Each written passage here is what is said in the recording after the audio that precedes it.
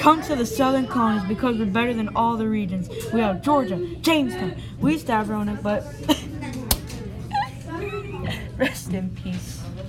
For our geography and climate, we have the Appalachian Mountains, the Piedmont region, Atlantic coastal plain, great harbors, and by great, I mean great. We have awesome rivers, fertile farmlands, and we have a humid climate. If you were rich in the New England and Mid-Atlantic colonies, you can own land in the southern colonies and do no work. Slaves will do it for you. Debtors had to go to Georgia to pay off their debt or else they go to jail.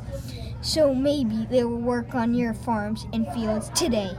We have many specializations like tobacco, rice, indigo, forest products such as lumber, tar, and pitch.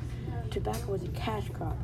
Rice fed the colony, indigo was dye for the clothes, and forest products were used to trade and make homes.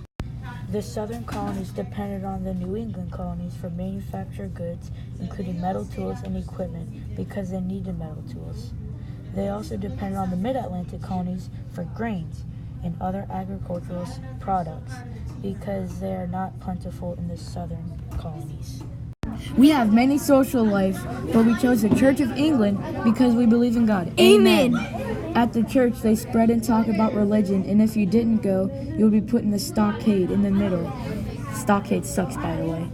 And people can throw stuff at you like tomatoes because it's disrespectful to not go to the church. Fun fact, we are the best colony out there. We are better than any other region, and if you come today, you can claim land for free!